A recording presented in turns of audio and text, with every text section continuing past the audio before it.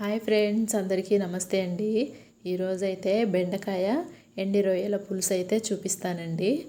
ఎలా చేసుకోవాలో ముందుగా బెండకాయలని, ఉల్లిపాయలని, టమాటాలను కూడా కట్ చేసుకొని పక్కన పెట్టుకోవాలండి.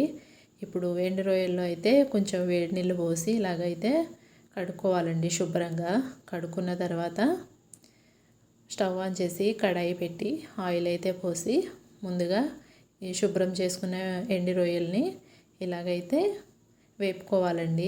నూనెలో అయితే మంచిగా వేపుకోవాలి. వేపుకునేటప్పుడు కొంచెం పసుపు వేస్తే అవి మంచిగా కలర్ వస్తాయండి. తర్వాత అందులో కొంచెం జీలకర్ర, కరివేపాకు వేసుకొని అవి వేగాక ఉల్లిపాయ, పచ్చిమిరపకాయలు కూడా వేసుకొని అటు ఇటు కలిపి మూత అయితే పెట్టేయాలండి. తర్వాత తీసి చూసారా ఉల్లిపాయలు అయితే మగ్గుతున్నాయి. ఇప్పుడు అదే ఉల్లిపాయల్లో కట్ చేసుకున్న టమాటో ముక్కలు కూడా వేసుకొని మంచిగా కలుపుకొని మూత అయితే పెట్టుకోవాలి.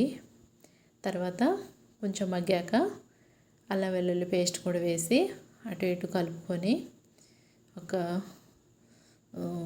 బెండకాయ ముక్కలు కూడా వేసుకోవాలి. వేసుకున్న తర్వాత అటు ఇటు కలిపేసి మంచిగా ఒక 5 మినిట్స్ అయితే మూత పెట్టుకోవాలి. 5 మినిట్స్ తర్వాత తీసి చూడాలండి.